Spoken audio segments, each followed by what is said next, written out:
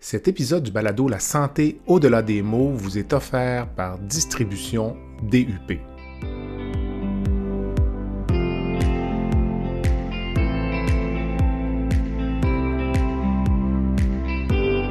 Bienvenue à La santé au-delà des mots, un rendez-vous avec des gens passionnés du réseau de la santé. Jean-Pierre Gagné, lui-même médecin, vous fera partager sa passion pour le domaine et vous fera découvrir une foule d'invités et d'acteurs clés du réseau. Voici votre animateur, le docteur Jean-Pierre Gagné. Bonne écoute.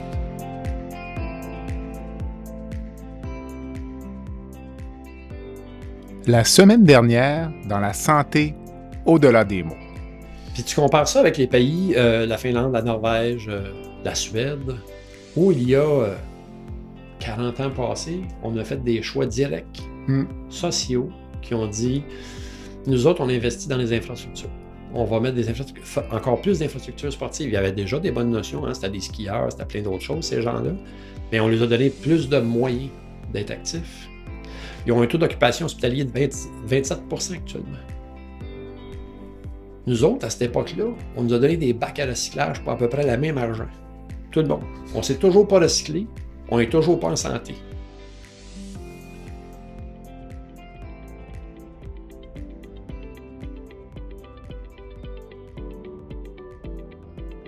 Je prends un court moment pour remercier les commanditaires qui rendent possible la diffusion du balado La santé au-delà des mots.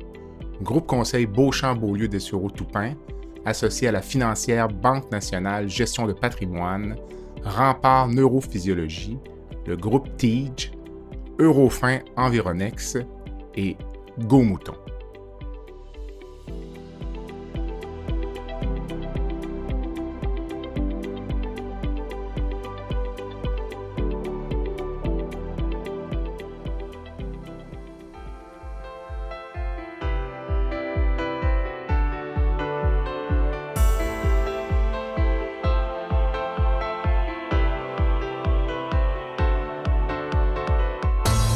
Cette semaine, je reçois pour la deuxième partie de notre entrevue M.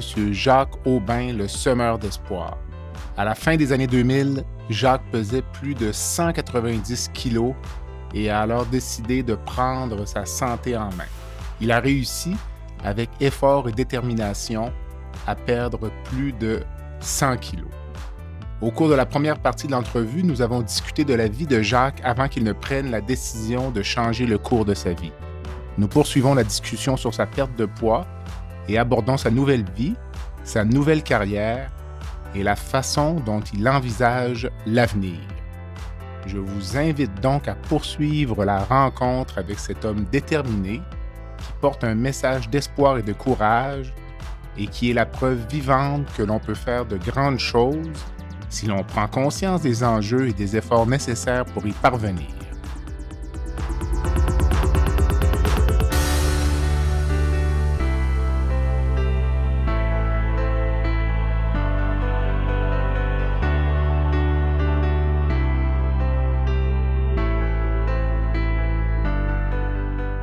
Jacques, dis-moi, est-ce que je t'écoute depuis tout à l'heure, là, es-tu dérangeant? Disons, tu dis, on va venir plus tard à ta vie actuelle professionnelle, mais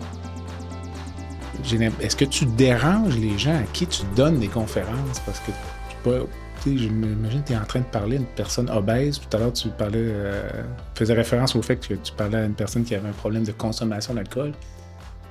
Il me semble que je me mets dans la position de la personne qui reçoit les propos de Jacques Aubin comme conseiller ou conférencier. Est-ce que tu déranges finalement? Donc, ou c'est le but peut-être aussi? J'espère déranger. OK. J'ai une certaine délicatesse quand même. Je fais quand même attention aux gens parce que c'est des humains, ils ont leurs valeurs, ils ont leurs blessures, ils ont leurs états d'être. Je prends soin d'eux autres. Je suis pas maltraitant parce que ça sert à rien d'être un bully là, dans ce que je fais. Oui, je dérange. Oui, j'espère que je dérange, mais je fais attention à comment je dérange. J'aime les gens, je les aime pour le vrai. Là, c'est pas un mensonge quand je dis que j'aime les humains. Il y a plein de monde sur la Terre qui disent « Ah, les maudits humains, ils sont tous plein de défauts, mais ils ont plein de qualités aussi. » Fait que je fais attention comment... Mais oui, je souhaite déranger. Oui, je souhaite que la personne elle soit comme « OK, je pense que le message n'était pas pour moi. » OK. Des fois, je vais donner des conférences à des endroits, si on sent d'une salle, j'en pars de là, j'entends plus parler de rien, puis 3 ans plus tard, il y a quelqu'un qui m'écrit et qui me dit « Toi, il y a 3 ans, t'es venu, puis tu m'as dérangé. Mais tu m'as assez dérangé que j'ai décidé de me prendre en main et j'ai perdu 100 livres. » OK. Ça, pour moi, là, c'est ma gâterie. Mais as-tu parfois des gens lors des conférences qui viennent te voir sur le coup parce que ils sont pas contents, là? Ça m'arrive pas, non. Parce Non? que, comme je te dis, j'ai une certaine délicatesse dans la façon dont je dis les choses. OK. J'attaque pas les gens, je les prends pas en grippe. Là, je suis pas en train d'attaquer un obèse. Puis j'aime pas ça dire ça, un obèse. Je trouve ça laid. Mhm. Puis le mot laid, là, pas, parce que laid, c'est laid, mais laid, c'est encore plus laid que laid. Mhm. Je trouve pas ça beau. Il n'y a pas de mots. C'est des humains qui sont dans une grande surcharge corporelle, dans une grande surcharge émotionnelle. La vérité, c'est ça. C'est ça que j'ai devant moi. Fait qu'avant de parler au corps humain qui est là, je parle à son esprit blessé. OK. Parce que souvent, c'est des gens qui sont blessés, qui sont dans ces corps-là. Mais est-ce que tu ajustes parfois ton discours, tu es en train de donner une conférence, puis là, tu vois les gens devant toi, là... Juste pas, Est-ce moi. que tu t'ajustes en cours de conférence parce Non. que tu vois la personne à gauche, tu dis celui-là, la première rangée, là, si je dis telle chose, peut-être ça... Non, je dis ce que j'ai à dire, puis je laisse monter ce que j'entends dedans de moi. Tu vas venir 22 fois à mes conférences, puis oui, ça va changer un petit peu.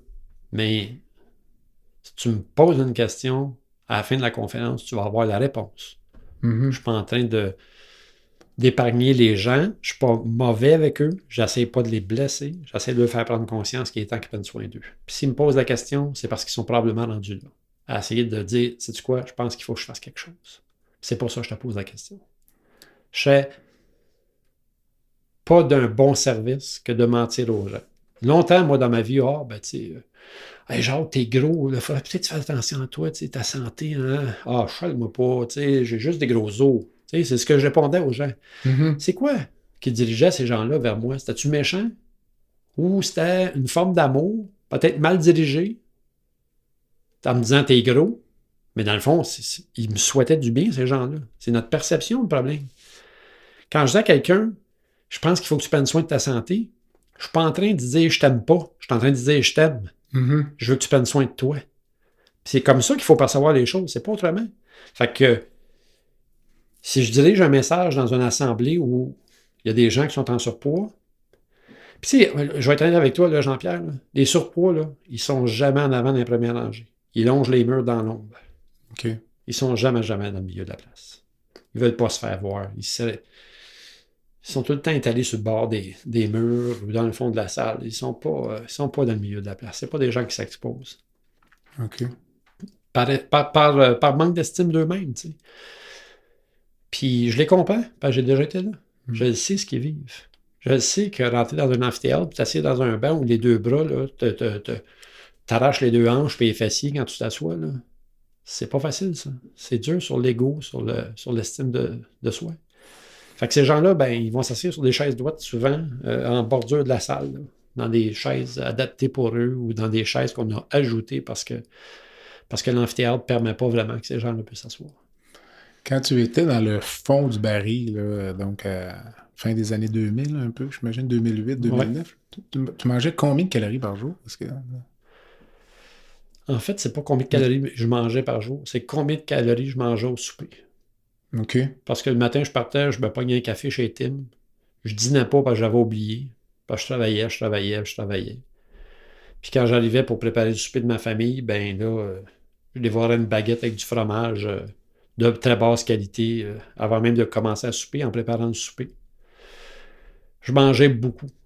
Tu n'as jamais calculé? J'ai jamais calculé, mais tu sais, si tu calcules qu'un pouce par l'épaisseur d'une genre de fromage Kraft, mettons, là, qui est quoi, 3 pouces et demi, là. Si ça représente, mettons, 150 calories, ben quand tu manges la moitié de la plaquette, tu es rendu déjà à 1000. Puis là, tu rajoutes une baguette à ça à 1200, tu es déjà à 2200, tu n'es pas encore assis pour souper. Puis ça, c'est l'apport quotidien, ou même plus, quasiment. Exactement. L'apport quotidien, plus, parce que tu n'es pas encore assis à table. Plus la bière. Puis, Plus la bière. Tu sais, une 20 onces, c'est quoi? 150, 200 calories? dépendamment du taux d'alcool aussi, puis de ce qu'il y a dans cette bière-là. Mais tu sais, si t'en prends un 4-5, ça bagane son homme, là. Mais dis-moi, sans porter de jugement, il y a beaucoup de personnes en situation de surpoids qui vont dire qu'elles ne mangent pas beaucoup. Tu as déjà entendu ça, c'est certain? Oui. Ton opinion là-dessus? C'est vrai qu'ils ne mangent pas beaucoup. Ces gens-là, en général, sont rendus à leur 152e diète, puis le système métabolique est complètement dérangé. Fait que ce qui arrive, c'est qu'ils n'ont plus besoin de manger quoi que ce soit pour que ça arrive à plus avoir de résultats. Ah, je mange pas grand-chose. Ben c'est ça, c'est parce que tu manges plus rien, ton corps ne réagit plus, il est en mode défensif, il veut tout garder parce que tu en donnes pas assez. Mets-toi en action, change ton alimentation, puis mange bien, mais mange à tous tes repas. Tu sais, je ne suis pas en train de dire aux gens, va-t'en vers le jeûne intermittent, essaye ci, essaye ça. Je suis en train de dire, mange tes 3 repas, mais mange-les bien, tes 3 repas. Choisis ce que tu vas mettre dans ton assiette, puis vois le changement se créer. Peut-être qu'au début, tu vas prendre un petit 2 livres, mais à un moment donné, quand ton corps va comprendre que tu lui donnes de la nourriture à tous les jours, qui n'est pas en déficience alimentaire, puis en déficience au niveau des minéraux, parce que ça aussi, c'est important. Mais le corps va dire, OK, je ne suis plus en danger, j'ai plus besoin de me protéger, je vais laisser partir. Stocker tant que ça. Je vais laisser partir ce que je n'ai pas besoin.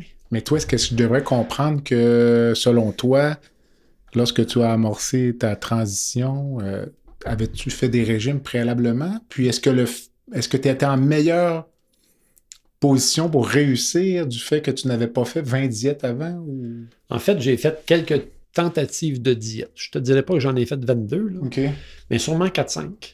Puis, j'ai jamais pensé que j'étais dans une meilleure ou une moins bonne position que personne. J'ai juste pris la décision que c'était assez. Puis, ce faisant, c'était clair dans ma tête que je reculais plus ce coup-là. Je m'étais dit, là, tu as une shot, tu as 46 ans, c'est le moment ou jamais.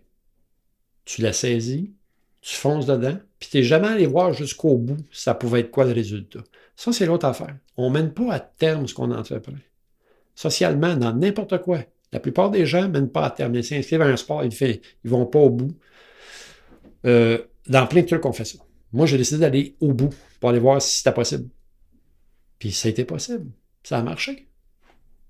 Ça a marché. Puis après ça, c'est le maintien. Tu sais, je veux dire, j'aurais pas de tomber dans mes anciennes habitudes. Puis c'est pour ça que je dis aux gens, essayez pas des diètes, puis des affaires là, de poudre pour essayer de perdre 200 livres en 2 semaines, là, ou 35 livres dans le mois, ou peu importe. Là. Arrêtez ça. Perdez 1 livre à la fois, 1 livre par semaine. 52 semaines, 52 livres. Si tu en perds plus, aura. Dans 3 ans, tu auras perdu ton 150. Exactement. Mais dans 3 ans, en perdant tranquillement, tu vas avoir créé des habitudes qui vont rester dans le temps. À titre d'exemple, là, disons, quand tu dis perdre 1 livre par semaine, là, quelqu'un qui écouterait aujourd'hui, qui disait, je veux quand même commencer quelque chose maintenant. Qu'est-ce que ça peut représenter comme privation? On ne parlera pas d'activité physique, on va en parler après, mais simplement au niveau de la diète. Là. Perdre 1 livre par semaine, qu'est-ce que ça peut représenter comme restriction quotidienne ou comme soustraction, disons, à l'apport alimentaire? Moi, je dirais plutôt, qu'est-ce qu'on additionne? Qu'est-ce qu'on j'aime pas ça, les soustractions. Moi, j'aime ça additionner. Je vais manger une bonne protéine. Tu sais, en fait, moi, ce que j'ai appliqué comme protocole, c'est déjeune comme un roi, dîne comme un prince, puis soupe comme un mendiant. Hein? Parce qu'on s'entend, quand on n'est pas actif, on se couche avec la bédaine bien plein. Tu vas digérer toute la nuit. Là. C'est la seule affaire que tu vas faire cette nuit, tu ne te reposeras pas. Là. Tu vas être en mode digestif. Là. Soupe comme un roi, déjeune comme un roi, ça va te permettre ça, de dire, je vais manger mes 2 œufs. Puis là, tu vas choisir comment tu les manges, tes œufs, mettons. Tu sais, ça va être poché au lieu de frit dans le beurre. Puis tu vas mettre autour de ça des bons aliments. Tu sais, 2 œufs, ça peut être accompagné. Le monde a de la misère avec ça, de la laitue puis des légumes le matin. Hein? Quand tu parles de laitue puis de légumes le matin, le monde est... Hein? Mais oui, c'est possible. Puis au lieu de manger, de la saucisse préfabriquée, fais-toi des galettes ou des doigts de poulet haché que tu fais revenir avec des bonnes petites épices. Puis accompagne ça avec ton œuf. Puis mange un demi-bagel avec ça, puis un petit peu de fruits. Tu vas aller chercher des glucides, tu vas avoir de tout. Là. Tous tes macronutriments vont être dedans. Tes gras, ta protéine, puis tes glucides en équilibre. Puis, nourris-toi jusqu'à 8 sur 10. Hein? Les Japonais... Ne pas manger jusqu'à sa fin, tu veux dire? Ben, jusqu'à plénitude. Ben, c'est ça, exactement. Tu sais, je pense que c'est les Asiatiques, ou je pense que c'est les Japonais qui disent Ara Ishibu. Ça veut dire manger à 8 sur 10. Ça veut dire manger lentement pour permettre aux signaux de venir au cerveau pour dire « Hey, j'ai plus faim ». On ne dépose pas notre fourchette dans le moment, hein? On mange, on fait ça rapidement comme on fait tout le reste rapidement. Dépose ta fourchette entre chaque bouchée, prends le temps de mastiquer 30 fois, puis tu vas voir qu'il va en rentrer moins dans ton estomac. Fait que commence avec des habitudes comme ça. Puis après ça, ben, équilibre tes assiettes de façon à rester à une situation où ta satiété est à 8 sur 10. Et d'un repas à l'autre, ce petit 2 sur 10-là que tu ne manges pas, il va se faire perdre ta livre ou 2 même par semaine. Juste ça. OK, pas viser des calories en moins ou... C'est une mauvaise méthode, les calories. Toi, OK. Tu sais, un avocat, là, c'est quand même très calorique. Et pourtant, moi, j'en mange puis je prends pas de poids, là, tu sais. Ça n'a pas rien à voir, tu sais. C'est les mauvaises calories, les calories vides, tu sais. Je veux dire, je regarde... on va prendre n'importe quel hamburger de restauration rapide. Il n'y a rien en qualité calorique dans ça. On se remplit, puis on crée une addiction parce que tu as un beau petit mélange bien parfait de sodium, gras et sucre dans chacune des bouchées que tu manges. Ce qui fait que les gens ont le goût de remanger ça. Puis il y a des sciences là-dessus, hein, des rats de laboratoire sur lesquels on a fait des tests avec des sucres, des gras. Là. C'est assez pertinent, ça. Mais les humains sont pareils. Fait que nourris-toi de bons aliments. Puis fais 3 repas par jour comme ça. Puis en soirée, oublie ta petite habitude de grignoter en soirée. Bois de l'eau, hydrate-toi bien, puis va dormir. Puis tu vas te rendre compte qu'après un mois, tu as déjà beaucoup de résultats. Puis c'est étonnant. Puis les gens ils pensent pas. Tu sais, l'année va passer. Là, on est en octobre, là, on est quoi, le premier? 2. Le 2 octobre, l'année prochaine, il va arriver assez rapidement. Là. Mm-hmm. Le mois qui va passer va arriver assez rapidement. Comme le mois de septembre, c'est terminé rapidement. Ce mois-là, là, si tu fais le test, parce que j'aime pas dire sacrifice, parce que les gens pensent qu'encore une fois que c'est un sacrifice, fais l'expérience. Pars à l'aventure, essaye un mois. Puis tu vas te rendre compte comment c'est efficace. Puis que c'est simple. Puis tranquillement, sois curieux de ce que tu te nourris. De quoi tu te nourris. Sois curieux. Alimente-toi, mais alimente ton cerveau aussi en connaissances alimentaires. C'est étonnant ce qu'on peut découvrir.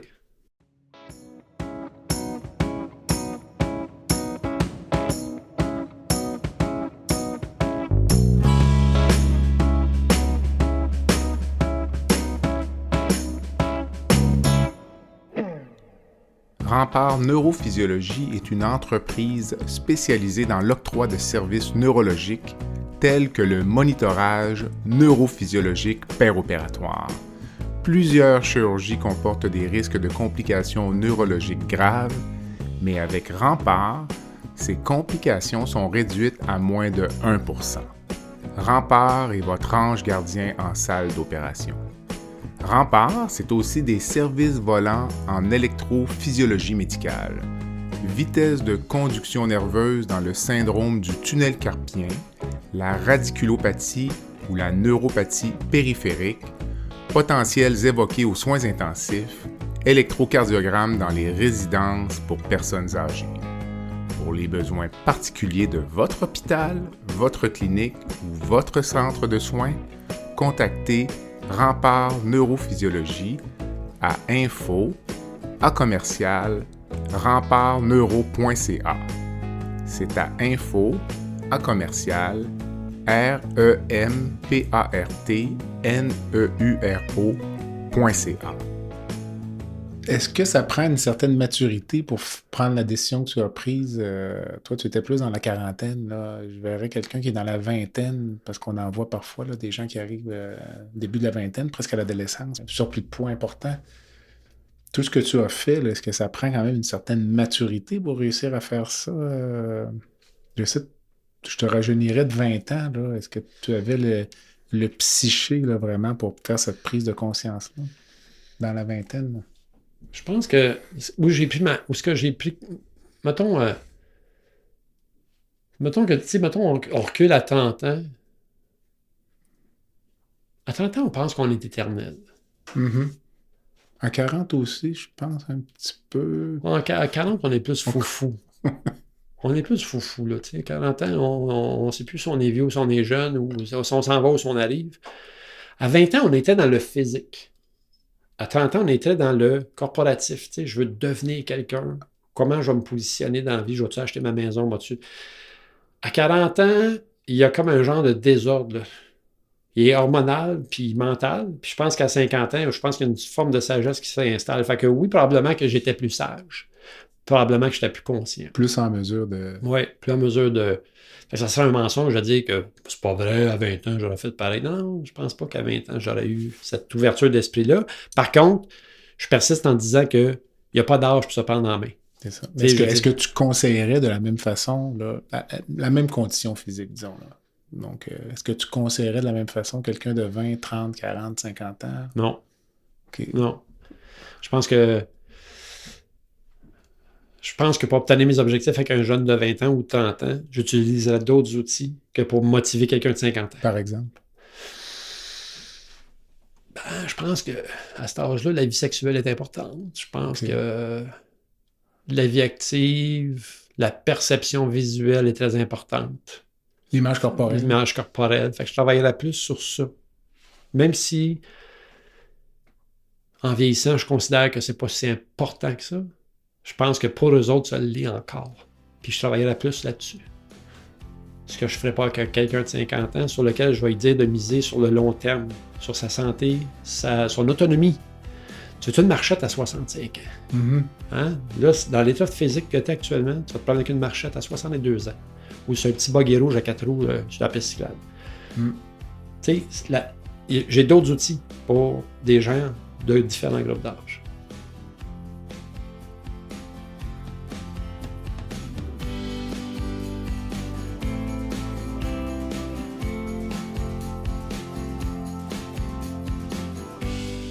Distribution DUP, entreprise québécoise sur le marché de la pompe et du traitement depuis près de 30 ans, offre des produits de qualité, des conseils spécialisés et des solutions innovatrices aux professionnels de l'eau, en s'appuyant sur un service remarquable et l'expertise de son équipe.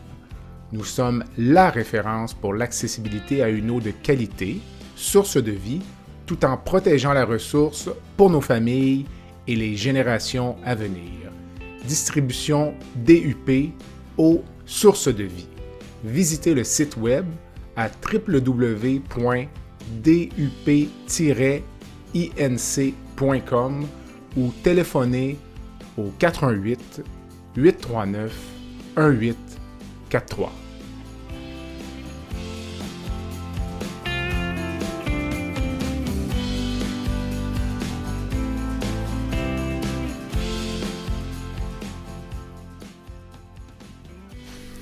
Tu as amorcé ta transition un peu par étapes. C'est sûr que la grosse décision, c'était la perte de poids, mais l'arrêt du tabac était déjà derrière toi. Ouais. L'alcool, ça a été un peu en même temps, mais encore une fois, je reviens, là, la personne qui a accumulé toutes ces lacunes-là là, au niveau donc inactivité physique, obésité, peut-être l'alcool, le tabac. Est-ce que tu suggères de tout attaquer de plein front ou parfois de se faire une espèce de petit calendrier parce que ça tu l'as fait, mais c'est difficile là, je veux dire, d'arrêter tous ces bonus-là, entre guillemets, là, bien que tu vas me dire que ce sont plus des béquilles, mais on arrête tout en même temps ou on peut se dire, je vais commencer peut-être par essayer de perdre un peu de poids avant de commencer l'activité physique, par exemple. Ou, qu'est-ce que tu dirais là, à la personne qui t'écoute aujourd'hui? En fait, puis c'est ça, parce que je sais pas c'est qui m'écoute aujourd'hui, je vais dire, essaye pas de tout faire en même temps. OK. Mais ça dépend tout le temps. Si c'est quelqu'un que j'ai devant moi, puis que je suis capable de détecter son caractère, OK. je vais cibler des choses. C'est dur de se mettre en mode actif à 300 livres ou plus quand on n'a pas une saine alimentation, puis qu'on a, disons, une relation malsaine avec l'alcool. Fait qu'il y a des choses qu'il faut que tu changes à quelque part si tu veux avoir des résultats. Je vais tout le temps conseiller la personne à changer son alimentation puis introduire un petit peu d'actif. Okay. 10 minutes de marche, 15 minutes de marche. Mais les deux ensemble. Puis quand les gens comprennent après un certain temps que ça leur fait du bien puis qu'ils voient des petits résultats. Parce que les petits résultats... Les deux se nourrissent un peu, entre guillemets. Exactement. Les petits résultats créent de l'estime. Ce que tu veux créer chez la personne qui tente de changer les choses, c'est de l'estime de lui-même, de la réussite, un succès. Si on ne peut pas créer ça chez eux, ils vont abandonner. Fait que si, mettons, je lui demande de tout faire en même temps, il va péter une coche, il va sortir samedi soir ou vendredi soir avec ses chums, il va prendre 2 bières, il va dire « Ah, toute l'histoire au complet, c'est de la merde, je lâche ça. Mm-hmm. » Mais si je dis « Fais un peu attention à ton alimentation, puis va bouger 15 minutes par jour, fais ça pendant un mois. » Ou faire ça pendant 2 semaines, tu sais, on sait au courant toutes les semaines ou à toutes les 2 semaines. Déjà, il va avoir des changements, il va être fier de lui. Si on crée ça, il va être prêt à faire les autres changements lentement. Mais ça prend, je t'écoutais raconter, toi, tu avais quand même un caractère de cochon, là, parce que tu disais que tu allais t'entraîner, les gars gageaient dans ton dos, tu disais que tu allais échouer. Ouais. Il y en a qui auraient abandonné avant. Ah oui, absolument. Moi, on gageait contre moi. Là. Mais c'est ça. On disait un vin quel gros ça fait ici dans un mois. Tu sais. Ouais. Au début, ça me faisait de la peine. Tu sais. Je les écoutais et je me disais pourquoi je suis le cible. Tu sais. Mais j'ai vite compris que probablement dans la vie, ces 5 gars-là, tu sais, qui sont clairement plus âgés que moi aujourd'hui, qui 2 ans plus tard faisaient encore les mêmes affaires au gym avec les mêmes poids, les mêmes machines, puis ils n'évoluaient pas dans rien. Puis moi, je suis passé de obèse, morbide, à 415 livres, à un gars de 210 livres au gym qui s'est présenté à son premier demi-Ironman, tu sais, en 2 ans. Mm-hmm. Fait que, tu sais, à un moment donné, tu fais comme, c'est correct, c'est pas grave. Je vais lui montrer que je suis capable de faire ça. Puis là, ben, j'étais juste oh, toi, t'es un excessif, tu sais. T'es un sauté, t'es fou, c'est jamais correct ce que tu fais. Puis, tu sais, l'opinion des autres, là, si tu leur donnes ce pouvoir-là, ils l'ont surtout. Mm-hmm. Moi, je m'en fous de l'opinion des autres. Ça me dérange pas. Le monde peut m'aimer ou ils peuvent me détester. C'est sans importance. Dis-moi, si malheureusement tu devenais inactif ou moins actif physiquement, oui. Comment envisagerais-tu l'avenir? C'est une pièce centrale de ta structure de vie. Là. Oui. Quand tu réfléchis à ça ou t'aimes mieux pas y penser? Ben, en fait, je veux demeurer actif pour pouvoir continuer à être actif. T'sais. Fait que c'est une roue qui tourne. OK. Je veux dire, quand la roue tourne, tu la vois pas tourner. Tu sais que si tu l'entretiens, elle va être capable encore de tourner. S'il arrivait quelque chose, mettons, une grosse bad luck, là, tu sais... Ben, je regarde, mettons, ton trouble neurodégénératif, là, si ça limitait un peu ton aptitude à courir. Oui. Je fais d'autres choses. Okay. Probablement que je roulerais... Plus des membres supérieurs. Je travaillerais les membres supérieurs. Je roulerais autrement. Je ferais du vélo autrement. Je m'adapterais autrement. Puis je ferais mes conférences en chaise roulante. Je m'adapterais. Tu continueras à bouger. Tu as un choix dans la vie. Hein? C'est un choix. T'sais. Je veux dire, à tous les matins, moi, je me lève puis je me dis, la vie est un choix. T'sais. Je choisis d'être de bonne humeur. Je choisis d'être heureux. C'est un choix que tu fais. Bien, chaque choix est un choix. Puis tu as le choix de rester dans ton petit placard en petite boule à broyer parce qu'il t'arrive quelque chose. Ou tu transformes ça en énergie positive puis tu dis, l'autre 95%, il va bien. L'autre 70%, il va bien. Je vais m'occuper de ce qui va bien. C'est un choix, ça. Avec le recul, qu'est-ce qui est le plus difficile à arrêter? Le tabac, l'alcool, la nourriture ou un package deal en bon bon québécois? J'imagine que pour chacun, c'est différent parce que moi, je pense que le tabagisme a été le plus dur. C'est ça que tu racontais tout à l'heure. Là. Ouais, 5 ans après, tu y rêves encore. Oui, je rêvais encore. Tu sais, la nuit, je me réveillais là, en sueur d'avoir fumé. Puis là, je me réveillais pleurant. Ah, je suis déçu de moi, j'ai fumé. Puis là, je me dis, ben non, genre, t'as rêvé. Tu sais. Okay. Puis en même temps, c'est fou la puissance, parce qu'il y a une certaine puissance dans ça. Hein? Il y a du subconscient. Puis ça, on n'en parle pas beaucoup dans notre société. Mais je me souviens encore de me coucher le soir puis de rêver la nuit que je me voyais me réveiller mince le matin. Puis ce rêve-là, il a été répétitif, là, je ne sais pas combien de fois, avant que je lance le processus. OK. Fait que, tu sais, il y a un apport là-dedans qui vient de notre perception en dedans de nous autres. T'sais. Moi, je ne sais pas comment expliquer ça, mais clairement, dedans de moi, il y a quelque chose qui me disait, tu peux y arriver. Ça peut se réaliser. Puis la preuve, c'est que je me réveille le matin mince. Je veux dire, je me couche pas gros le soir, puis je me lève mince le matin. Je suis rendu à cette étape-là. OK. As-tu la même vision de ton problème d'obésité qu'un alcoolique va avoir? Un alcoolique qui est abstinent depuis 20 ans va encore se dire alcoolique. C'est quelque chose que tu as déjà entendu. Oui. Est-ce qu'un ancien obèse, c'est pareil, là, ou c'est différent? Moi, je pense qu'il y a des obèses qui pensent qu'ils sont encore obèses d'une certaine façon. Moi, je pense que ton obésité s'en va quand tu as soigné l'ensemble des choses qui t'ont amené à l'obésité. L'obésité, ce n'est pas juste un corps humain, comme je disais tantôt, qui est trop gros. L'obésité, c'est ton obésité émotionnelle, c'est ton obésité de manque d'amour, c'est un paquet de... C'est gros, l'obésité. C'est pas juste un corps. Oui, nous autres, médicalement, on voit un corps. Mm-hmm. Mais dans ce corps-là, il y a quelque chose qui l'emmenait là. Puis, pour la majorité, je suis convaincu que c'est des émotions. Je veux rencontrer la personne qui va me défier, puis qui va me dire, non, chez nous, c'est génétique. Ça m'est déjà arrivé en passant de me faire dire, ah non, écoute, chez nous, c'est génétique, l'obésité. Non, la seule affaire qui est génétique chez vous, là, c'est des comportements. C'est le frigidaire qui est pareil de génération en génération, c'est des habitudes alimentaires qui sont présentes dans votre petite communauté, dans votre société qui s'appelle votre famille. Mais le côté génétique en obésité, j'y crois pas. OK. Je crois pas à ça. Il y a des gens qui y croient quand même. Il y a du monde qui y croit parce que c'est une réponse qui nous déresponsabilise. Mm-hmm. Puis ça, c'est l'autre affaire qui est important. Les gens se déresponsabilisent en disant des choses semblables. Ah, ben c'est génétique chez nous. Non, c'est pas génétique. La vérité, c'est pas génétique. C'est ton comportement qui est répétitif. Puis tu vas faire pareil avec tes enfants. Là. Je te promets que tu vas faire la même affaire avec tes enfants. Mm. Puis on le voit. Là. Moi, j'ai vu 2 jumeaux. Là. Un qui est sorti d'une famille, qui est passé dans une autre famille. Puis l'autre jumeau, lui, est resté obèse. Puis l'autre qui est parti là, dans une autre famille pour ses études, devenir mince. Mm-hmm. Puis c'est tout dans les comportements. Il est allé s'installer dans une autre famille, puis il est sorti de là dans un autre corps. C'est clair. Mm. Je suis sûr que ce n'est pas le seul exemple. Je suis sûr qu'il y en a plein de ces exemples-là. Le podcast La santé au-delà des mots est une présentation du groupe conseil Beauchamp, Beaulieu, Dessureau, Toupin de la financière Banque nationale Gestion de patrimoine.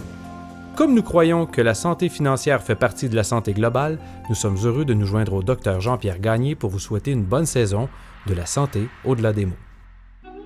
Tu veux lancer ton propre podcast, mais tu ne sais pas comment t'y prendre? Pas de problème. Mouton Marketing peut t'accompagner de la conception au lancement. Envoie ton idée de podcast à bonjour@gomouton.com, bonjour@gomouton.com. L'univers du podcast t'attend.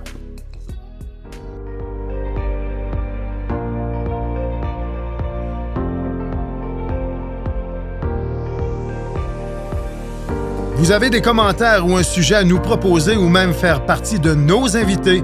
Visitez le site web de notre balado à www.baladosanté.ca ou sur notre page Facebook de la santé au-delà des mots.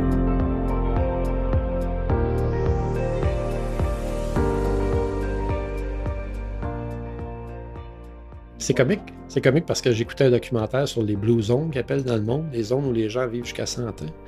Ces zones-là sont en train de disparaître parce que toutes dans ces petites micro-sociétés-là, tranquillement autour d'eux, le microclimat de fast-food commence à s'installer. Là. Uh-huh. Et là, on se rend compte qu'il y a une diminution des centenaires puis de la qualité de vie en vieillissant dans ces zones-là, qui autrefois étaient des zones de centenaires là, reconnues mondialement. Là. Il y en avait 5-6 dans le monde, ce qu'on appelait des blue zones, des blue spots. Ils sont en train de disparaître parce que la malbouffe est tellement puissante mondialement qu'elle s'installe partout. Mm. C'est quoi la devise de Jacques Aubin? Je suis certain que tu en as une. Il y en a une que j'ai écrite au début de mon processus. Puis c'était « J'aimais mieux vivre en vivant hors de ma zone de confort que d'attendre la mort dans le doute, le regret et la peur. » J'ai écrit ça. J'ai écrit ça en pensant à Marie-Jeanne, ma belle-mère, qui aurait 100 ans encore, une fois, je n'en ai pas tantôt, qui vivait beaucoup dans la peur. Elle a eu un cancer à 60 ans au niveau des intestins. Puis elle est restée dans la peur que ça revienne un jour. Mais elle s'est privée toute sa vie en ayant cette peur-là qui pendait au-dessus de sa tête, comme un épée de Damoclès. Moi, j'ai décidé que je voulais pas vivre comme ça. Okay. Puis j'ai écrit cette phrase-là. Mais J'en ai plusieurs devises.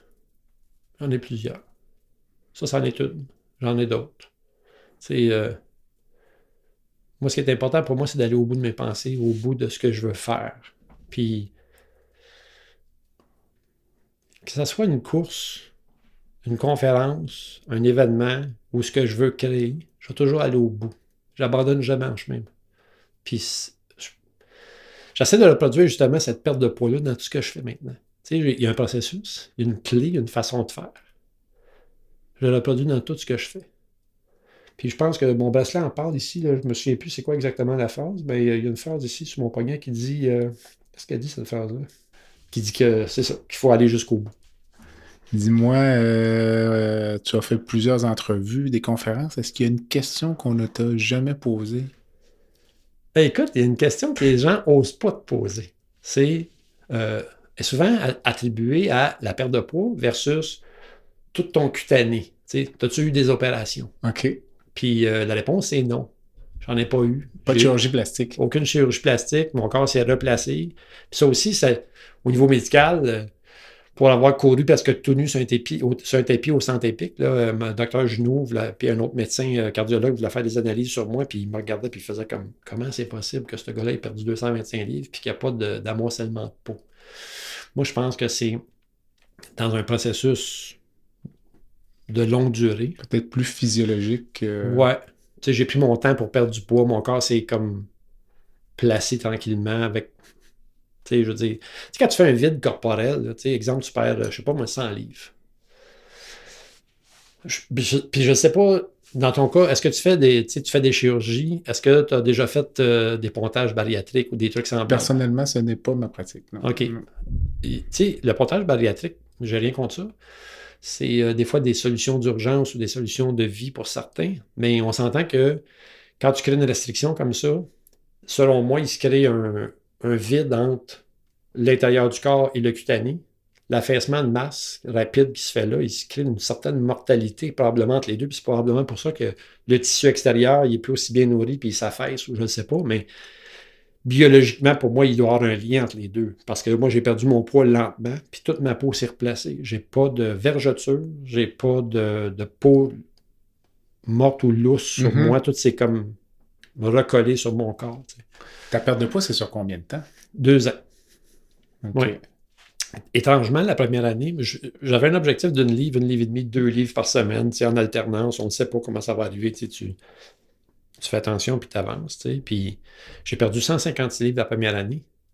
Puis dans la deuxième, 50, 55. Puis là, le dernier 10-15 livres, je l'ai perdu en préparation pour le demi-Ironman. C'est ce qui m'a emmené à 190 livres. Dans la vie de tous les jours, je me situe toujours entre 195 et 200. Quand je ne suis pas en mode compétition, là, je me situe entre 195 et 200. Fait que ça m'a pris 2 ans là, pour perdre la plus grosse partie de ce que j'avais. Est-ce que tu te pèses à tous les jours? Absolument pas. Absolument pas. OK. T'as pas besoin de te peser pour savoir si tu sens dans ton corps si tu fais pas bien. Tu sais, si t'as mangé de la chenoute là, parce que c'était ta fête là, pendant 3 jours, puis il y avait un party chez vous tous les soirs. On a juste 60 ans de fois. On se donne juste 60 ans de fois, mais tu sais, la tarte aux pommes avant-hier, puis le gâteau aux carottes de la veille, puis l'autre petit gâteau que quelqu'un a amené pour te faire plaisir, ben à un moment donné, tu fais comme « Oh, je me sens pas bien. J'ai pas besoin de me peser pour comprendre ça. Je le sens. » Mais c'est la même chose pour le poids. Tu sais, si tu ne fais pas dans tes culottes quand tu es mal le matin, c'est parce qu'il y a quelque chose qui s'est passé. Regarde tes comportements récents, puis tu vas avoir la réponse. Simplement. Mais je me pèse pas. Je me pèse 4 fois dans l'année. Tu ne comptes pas tes calories non plus. Non plus. Non. Okay. Si on demandait à tes proches de te définir par un mot ou un qualificatif, ce serait quoi selon toi? Je pense qu'il y en a plusieurs qui diraient déterminé. C'est ça que j'allais dire. Puis d'autres diraient généreux. OK. Parce que j'essaie d'être ça. Point. Avec Jacques, avec tout ce qu'on a dit depuis tout à l'heure, c'est quoi la santé pour toi? C'est large, la santé. C'est large, mais tu sais, je connais des athlètes là, qui ont une santé mentale pitoyable. Je connais des obèses qui ont une santé mentale tellement extraordinaire. Tu sais, la santé, c'est un tout. Tu sais, je veux dire, si tu as juste un corps puis que tout le reste n'est pas bon, ça va pas bien. Moi, je pense qu'il faut que tu aies une bonne santé mentale, il faut que tu sois une bonne santé émotionnelle, puis une bonne santé physique. Tu sais, je pense que c'est un tout, la santé. Tu sais, c'est l'ensemble de ce qu'on est. Puis, tu sais, dans ce qu'on est, le gars qui parle dans le moment, là, c'est quoi à part d'être un corps? Je veux dire, il y a quelque chose qui m'habite. Fait que je prends soin aussi de ma santé spirituelle. Je prends soin de ce qui m'habite. J'essaie d'écouter les petits messages que j'ai dedans de moi.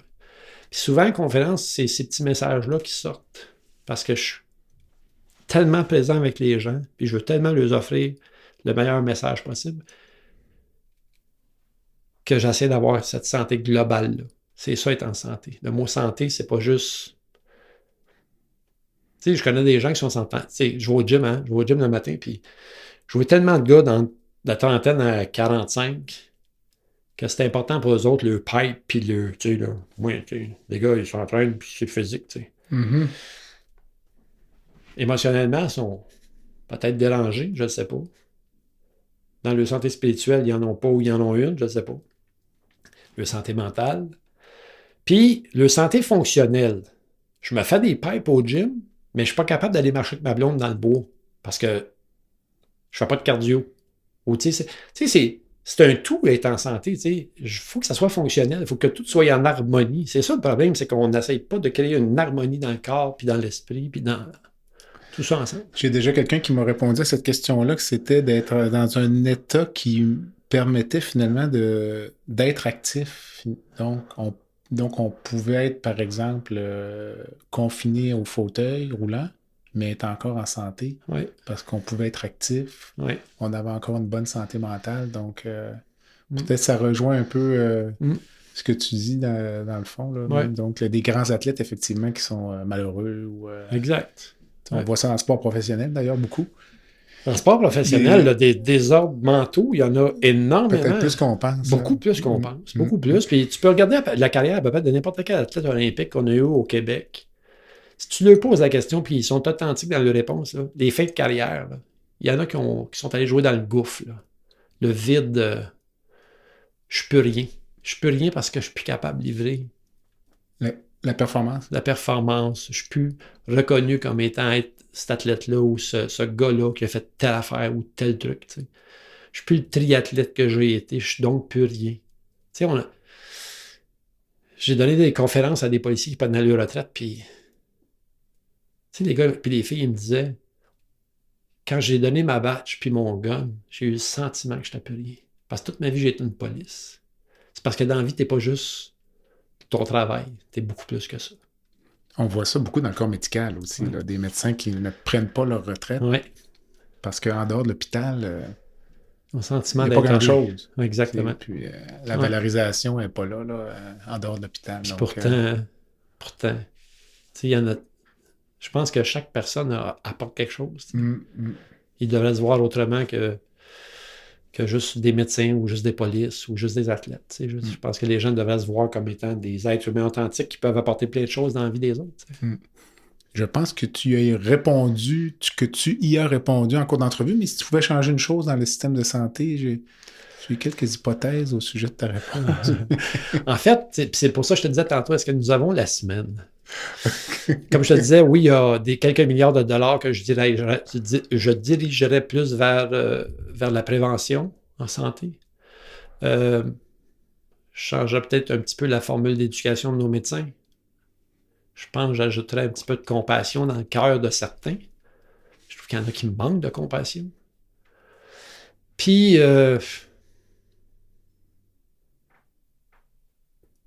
j'entrais dans le corps médical probablement beaucoup de sciences qu'on ignore actuellement. La nutrition, la naturopathie, la chiropratie qu'on tente d'éloigner de... Tu sais, là, on dirait qu'on ne reconnaît pas ces sciences-là. Les ostéopathes, ces trucs-là. Moi, je pense que toutes ces sciences-là devraient être réunies ensemble, là. Puis, selon moi, on ferait beaucoup mieux avec la santé des gens. Déjà, juste leur apprendre à manger mieux. Puis, tu sais, je ne vais pas parler contre les nutritionnistes parce que j'en ai plein d'amis qui sont nutritionnistes. Je trouve que pendant 40 ans, on a enseigné la même nutrition dans des universités, puis pourtant, la nutrition a changé dans les 40 dernières années. Ça aussi, ça devrait changer. Je pense qu'on devrait évoluer là-dedans. Il y a des nouvelles sciences qui prouvent qu'il y a des trucs qui sont bons pour le corps humain, puis qu'on n'enseigne pas encore à nos nutritionnistes. Puis heureux sommes-nous, parce qu'il y en a des curieux et des curieuses dans ce domaine-là. C'est-tu possible que les ordres professionnels soient des limitateurs pour ces gens-là? Ça se peut-tu que les ordres professionnels soient un petit peu trop dans le pouvoir pour laisser ces gens-là... qu'un ordre, il y a du corporatisme. Oui, c'est ça. Mais ça, on ne se le cachera pas, Ouais. puis pas juste en médecine. On voit ça dans tous les ordres professionnels, mais là où parfois les médecins craignent ce que tu citais comme autre discipline, chiropratie, ostéopathie, c'est parce que nous, on le voit en pratique aussi. Parfois, des gens qui tombent malades, puis qui mettent de côté complètement la science pour se diriger vers ces thérapies alternatives-là.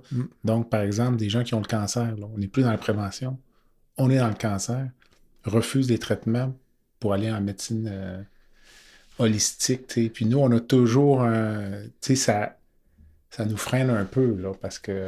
Mais il ne faut pas être freiné. Ce qu'il faut faire, c'est arrêter de penser qu'un ne peut pas être le complément de l'autre. C'est ça. Non, mais là que je te parle, quand les gens délaissent, donc disent, mettons, vous avez un cancer du rectum, ça va vous prendre des traitements, là.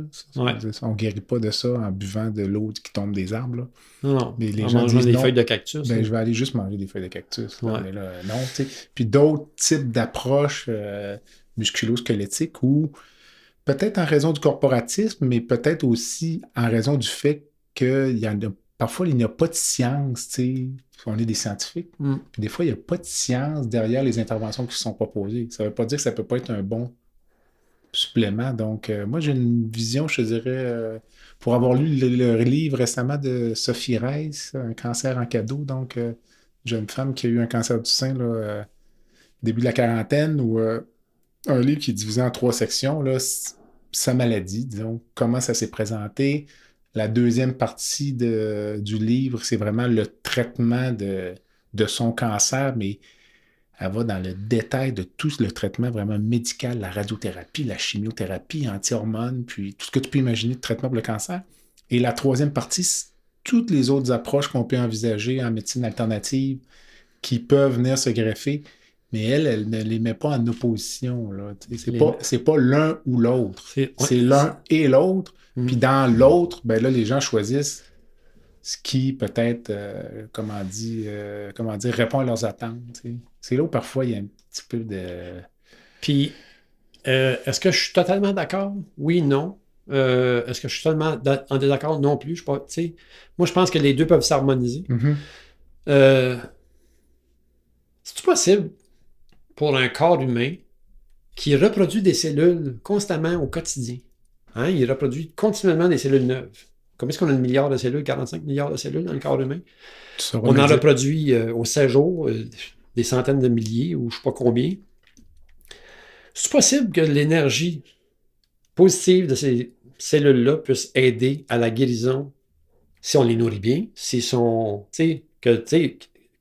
est proactif là, dans ce qu'on mange, dans ce qu'on fait, qui puisse être auteur d'une partie de la guérison au-delà de la chimiothérapie. Puis je dis pas sans la chimiothérapie, mais je dis ensemble. Probablement, certainement. Je suis tout à fait d'accord.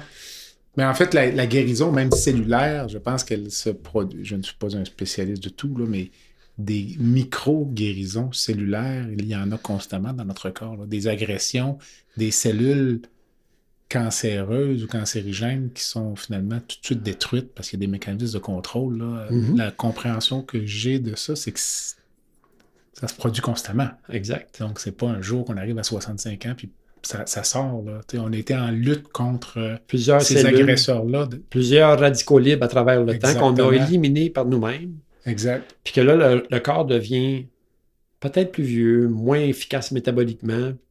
Puis là, on a besoin de traitements externes.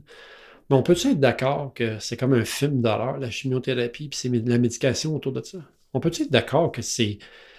Ça aussi, ça aurait peut-être besoin d'une évolution d'un coup de barre, puis de dire, hey, sais-tu quoi, on aurait peut-être besoin d'évoluer là-dedans. Dans quel sens? Ben, je trouve tellement que c'est une thérapie destructrice, là.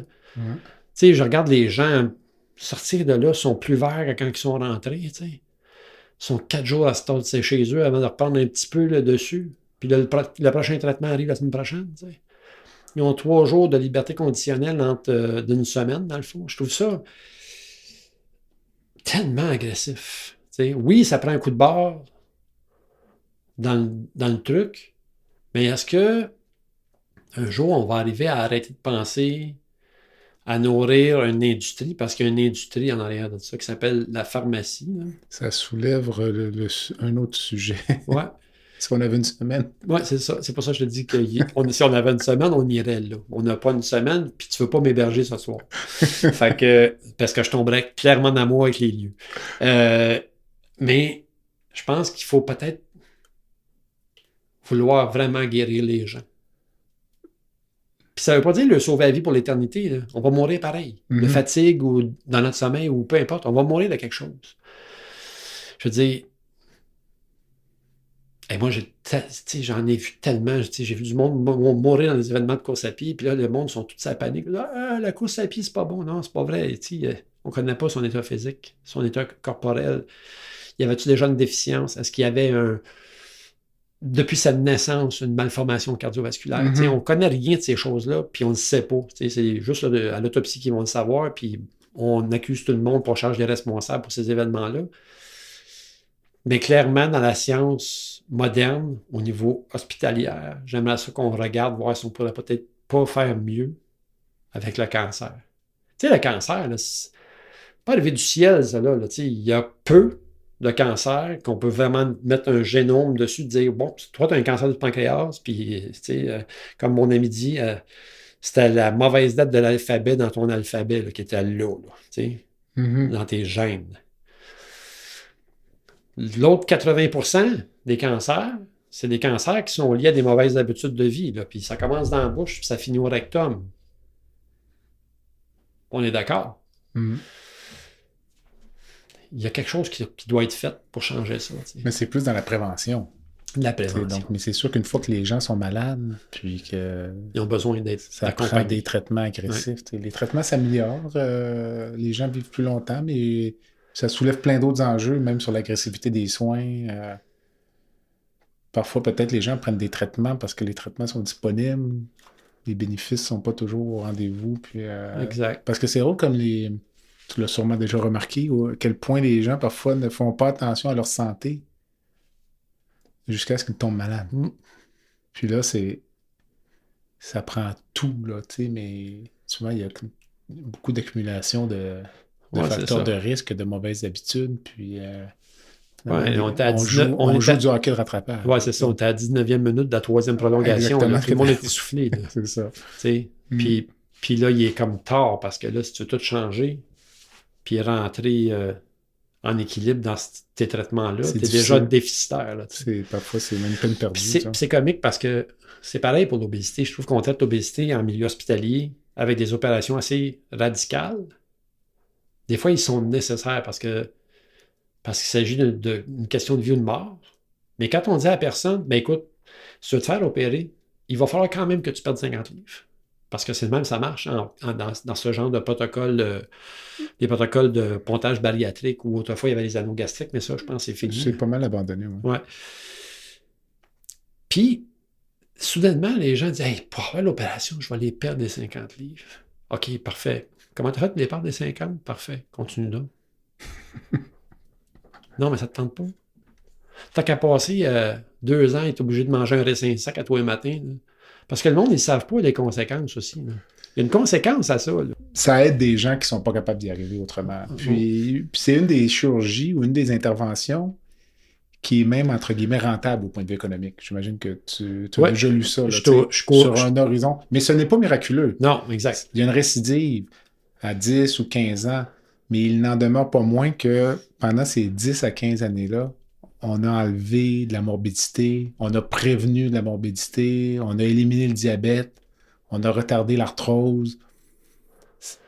Globalement, si tu veux, comme une mesure de santé sociale, moi, je pense que c'est bénéfique. Est-ce que c'est la meilleure solution? Non, la meilleure solution, c'est ce que tu as fait, mais peu de personnes y parviennent. C'est une lente conversion. Toi, tu donnes des conférences, tu essaies de convaincre les gens, mais tu l'as dit toi-même, la proportion de gens qui ont un problème de poids dans la société, de convaincre cette masse de gens-là, un par un, C'est du travail. Là, est-ce que tu as des données de nombre d'opérations pontage bariatrique annuelles qu'on fait au Québec? Je ne sais pas. Non, On est autour de 1400 actuellement, 1400 opérations. J'aurais pensé plus. Non, je pense que c'est OK. 1400. Je pense qu'en 2009, on était à peu près à 800. Puis si ma mémoire est bonne, en tout cas, on était à 1400. Ça a peut-être monté. Mm-hmm. Je trouve que c'est beaucoup de gens qui passent au bistouri, qu'on aurait peut-être pu empoigner une gang là-dedans, qu'on aurait pu changer des choses, puis qu'on aurait pu transformer. Parce que, clairement, on dit, oui, il y a un avantage sur 15 ans, sur 10 ans, puis il y a des récidives, ou il y a des gens qui reprennent du poids, puis que ça ne marche pas pour eux autres. Mais il y a aussi des conséquences sur les 3, 4, 5 premières années. Tu sais, les gens ont de la difficulté à absorber le nutriment, ils ont des difficultés avec leurs intestins. Ça, les sciences n'en parlent pas beaucoup de ces trucs-là. Mm. Mais quand tu parles aux gens qui l'ont vécu, il y en a plusieurs qui vont te dire, pas tous, parce qu'il y en a que ça va très, très bien. Puis ça, c'est cool. Tu sais, c'est le fun de savoir qu'il y en a que ça va très, très bien. Il y en a d'autres que ça va pas si bien que ça. Tu sais. Ça dépend de la chirurgie. Là. Ouais. Ça dépend laquelle. Là. Exact. Certaines chirurgies, effectivement, sont très morbides, là, ont beaucoup d'effets secondaires, mais C'est ça. j'imagine que l'Ozempic, ça ne doit pas être quelque chose qui est... Ça m'appelle pas pantoute. Ça, tu sais, l'Ozempic, pour moi, c'est comme Xanax puis Zyban. Toute la pharmacie pour essayer de trouver des solutions faciles à du monde qui pourrait... À des problèmes complexes. À des problèmes plus complexes que ça. Tu sais, l'Ozempic. Puis là, ben, je me pique ou je ne sais pas trop comment ça marche. L'Ozempic, c'est un médicament injecté. Hein, Tout à fait. Oui, c'est ça. Pour essayer de changer le métabolisme corporel. Puis là, quand tu arrêtes d'en prendre, là, ben là, tu reprends du poids, mais à vitesse grand V. Tu sais. C'est une médication chronique. Exactement. C'est certain. Fait que, tu sais, écoute, il y a un documentaire sur Netflix là, sur le Xanax actuellement. Là, puis quand tu écoutes ça, puis tu te rends compte qu'il y a des démences humaines qui sont causées par ces genres de médicaments-là, tu fais comme, mon Dieu Seigneur, on est-tu vraiment rendu là? On est-tu vraiment rendu à l'étape où il faut falloir analyser tout ce qu'on met dans notre bouche pour être sûr qu'on va rester en santé? Tu sais? C'est des médicaments, là, c'est des grandes pharmacies qui produisent des produits qui sont supposés être importants pour aider les gens, puis finalement, c'est pas convaincu que ça aide tant que ça. Tu sais. Ça rejoint ce que tu disais tout à l'heure sur l'industrie pharmaceutique, à certains égards. Ouais. Est-ce qu'il y a une personne dans le monde que tu aimerais rencontrer vivante ou décédée pour aller courir un ultramarathon? Non, je dis pas ultramarathon, ça restreindrait les choix, mais disons, non, mais en pour fait, une discussion. Bah, demain matin, tu sais, si j'avais des choix à faire, j'aimerais ça coacher Elvis pour pas qu'il meure, pour qu'il prenne soin de sa santé et qu'il sorte de son intoxication. Bon choix. J'aimerais m'asseoir avec Einstein puis voir dans sa tête de créateur tout ce qu'il y avait encore d'emmagasiné dans cette tête-là. Il y a bien des affaires que ce gars-là, je suis sûr qu'il ne nous a pas libérés puis il ne nous a pas livrés. C'était un homme génial. Tu sais.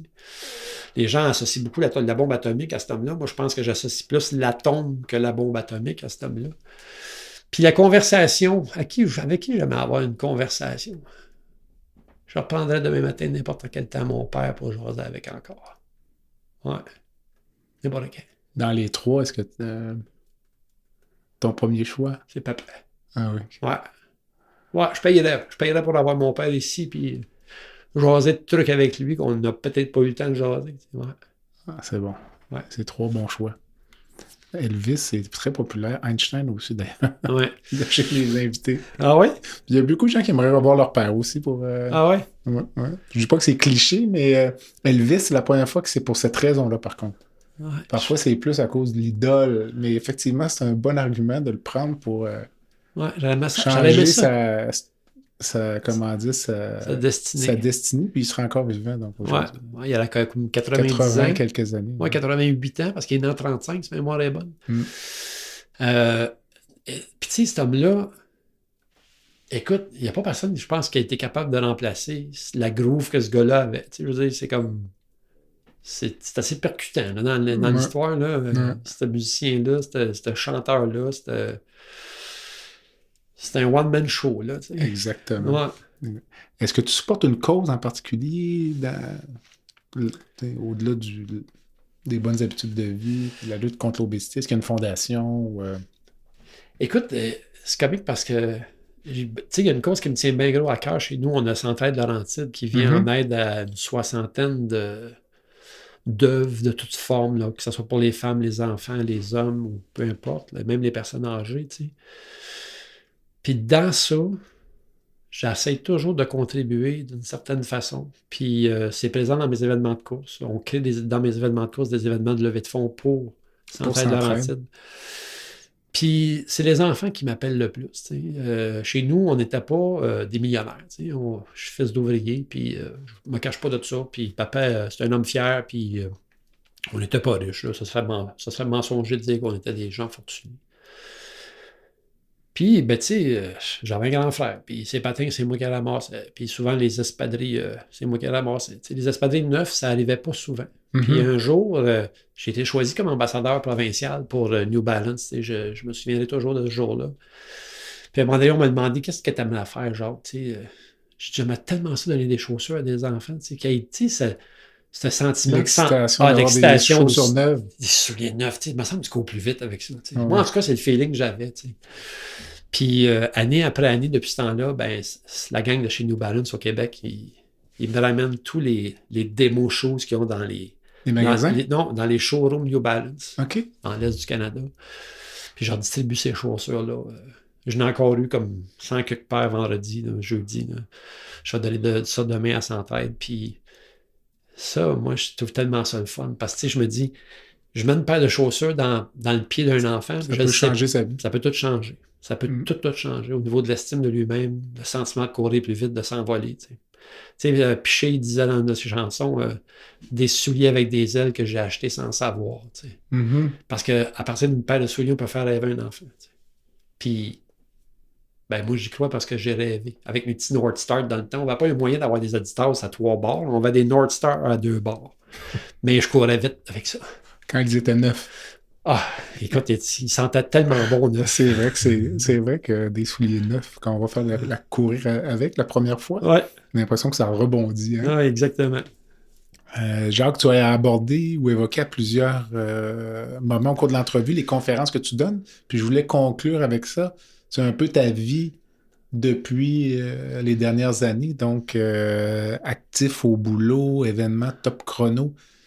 Donc, la vie là, d'affichage, de monter dans des échelles, c'est fini. Ouais.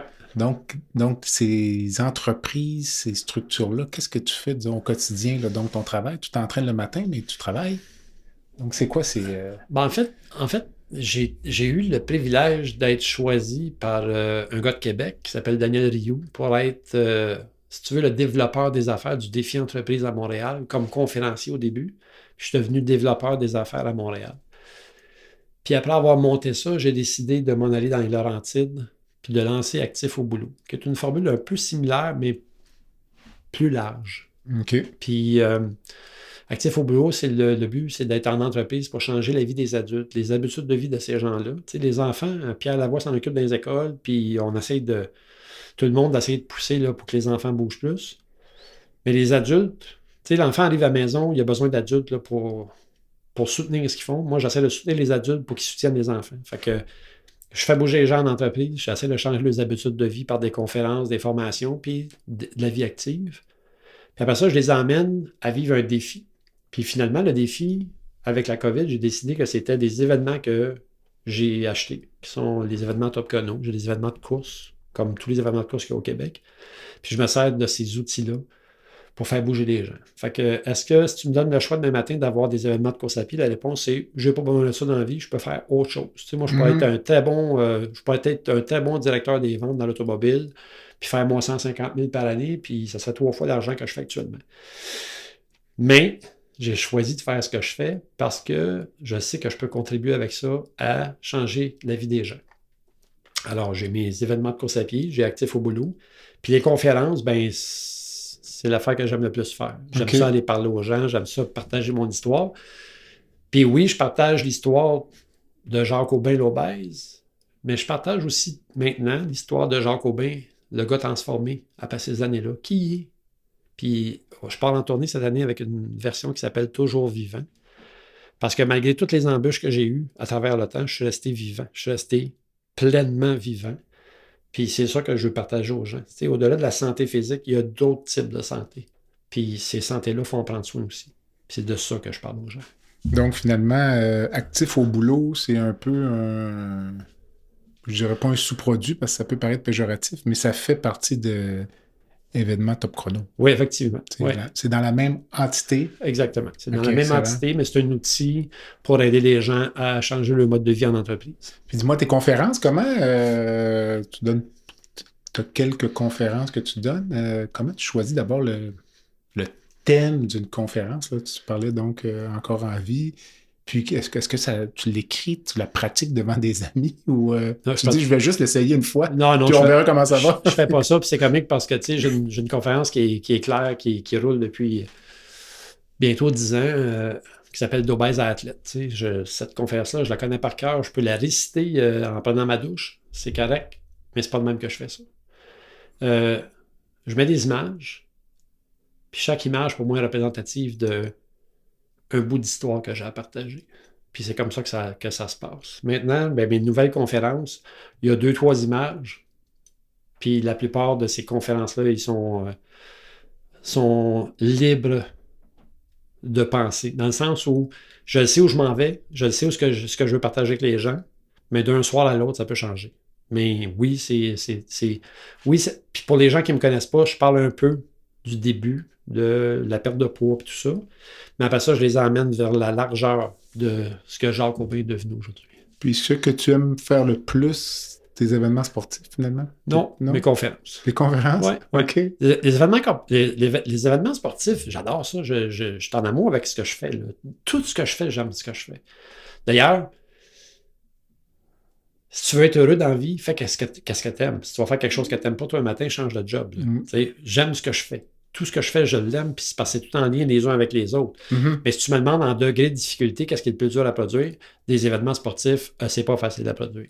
Mais juste pour bien comprendre le modèle d'affaires, donc l'événement, tu le fais pour la compagnie ou tu vas faire l'événement, puis là, tu vas inviter plusieurs compagnies à inscrire leurs employés? Comment ça fonctionne? Je vais dans les entreprises pour parler aux entreprises et aux entrepreneurs, et après ça, à leur personnel pour changer leurs habitudes de vie. Puis après ça, je les incite à relever un défi. Puis ce défi-là, ils viennent le relever dans mes événements. OK, que tu vas faire quelques fois par année. J'ai 2 événements. Là. En fait, j'en ai 4 événements, mais j'en ai 2 qui sont plus... Il y en avait récemment. Oui, exactement. L'Ultranza Trail, qui est une course en forêt. Puis une course sur route, qui est un 1 km pour l'enfant, 2 km, 5, 10 et 21.1, qui est à Saint-Sauveur dans les Laurentides. Mais cet événement-là, je te dirais que c'est mon modèle fort pour amener la plus grande partie de la clientèle, si tu veux. Oui, j'ai une clientèle qui vient dans l'événement Ultranza. Le reste, c'est de la population en général qui vient à l'événement. Puis après ça, je rentre le corporatif à ça. OK. Pour qu'ils vivent aussi un défi. De règle générale, c'est des premières courses pour ces gens-là. Fait que c'est rare que ça va être souvent en trail. Ça risque d'être plus sur route. Mm-hmm. C'est plus facile. Exactement, c'est plus accessible. Mais c'est toute une gestion, ça veut dire fermer des rues, puis... Oh, exactement. La police, puis... fermer des rues, la police, les ambulances, l'équipe d'urgence. 1 kilomètre, ça va encore, mais un demi-marathon, comment ça... Ça commence à être du stock. En boucle ou ton demi-marathon? Non, c'est vraiment un beau 21.1 km. Combien de participants? Et cette année, sur la ligne de départ du 21, il y avait 225 personnes, puis total à cet événement-là, il y avait 858 personnes. OK, quand même, c'est un gros maillage. Mais on s'approche de mon objectif de 2500 participants. OK. Dans un événement. Oui. Dans 3 ans, mon objectif avec cet événement-là, c'est 2500 participants. OK. Je te dirais que le 2/3, grossièrement, entre 1500 et 1600, va être corporatif. OK. L'autre 1000 va être monsieur, madame, tout le monde qui veut courir notre événement. Mais mon objectif, c'est d'emmener le plus de corporations possible, Laurentienne, de la rive nord de Montréal, à participer à ça. Est-ce que toi, tu fais l'événement quand tu l'organises ou tu as trop de travail? Écoute, j'ai pas le temps. Ah, c'est dommage. J'ai pas le temps. Okay. Ouais. Un jour, probablement que j'aurai quelqu'un qui pourra s'asseoir dans ma chaise puis j'irai courir. Gérer, moi, c'est ça. Exactement. J'irai courir. Ouais. C'est la même chose, puis moi, j'aime beaucoup plus la course en forêt. Mais l'Ultranza, je l'ai déjà couru quand il n'était pas à moi. Ultranza, oui. OK. Combien de kilomètres? Cette année, on a inséré un 50 km. Ça a été un succès fou. Quand même. On a un 30, un 20, un 10, un 5, un 2,5 et un 1 km pour l'enfant en sentier. Écoute, ça, c'est l'an prochain, ça. C'est à l'automne. Ça a lieu, en fait, ça a tout le temps lieu au mois de septembre, autour du 10 septembre. Je vais me préparer pour l'an prochain. Tu verras, ça va me faire plaisir de te recevoir. Je vais donner les adresses des sites web. De toute façon, je les mettrai sur les notes de balado. D'abord, il y a jacqueaubin.com. Oui. Donc, tout ce qui volait peut-être plus conférences. Formation conférence, oui. Puis, on peut aller également à événements avec un S, topchrono.com. Donc, Actif au boulot, là, qui est vraiment là, un sous-produit ou une portion de Top Chrono. Oui. L'adresse courriel, c'est info@événement avec un S, encore une fois, événementtopchrono.net. Oui. Numéro de téléphone, 514-924-8001. Oui. Ça, c'est pas ton téléphone cellulaire. C'est mon cellulaire OK. qui est accessible à tout le monde. Puis je vais te dire pourquoi. Parce que des fois, dans ma mission aussi au niveau de jacqueaubin.com, je fais aussi du coaching, comme je te disais tantôt. C'est ça que j'ai pu comprendre tout à l'heure. Je fais du coaching personnel. Puis des fois, je coach des petits groupes ou des couples.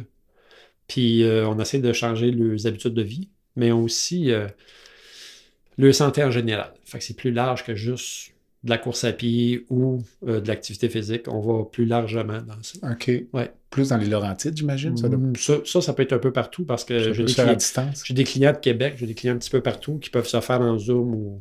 Mais j'aime bien rencontrer les gens la première fois.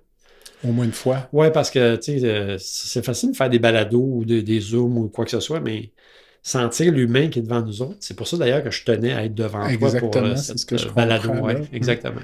Écoute, je te laisse le mot de la fin. Ben, je vais te donner le même mot de la fin que je vais dire à toutes les fois que j'ai un mot de la fin à faire dans une balado. J'ai envie de dire aux gens, j'aimerais ça que vous apprivoisiez l'amour de vous-même. J'aimerais ça que vous commenciez à vous aimer et à prendre soin de vous autres. Responsabilisez-vous puis devenez souverain de votre santé. C'est ça que j'ai envie de dire aux gens. C'est clairement ça. Soyez propriétaire de votre santé. Puis mettez-la en priorité. Excellent. Jacques, merci. Merci à toi. À la prochaine. À bientôt. Bye. Voilà ce qui complète le balado de cette semaine. Merci d'avoir été à l'écoute et le Dr Jean-Pierre Gagné vous donne rendez-vous la semaine prochaine pour un autre épisode, La santé au-delà des mots.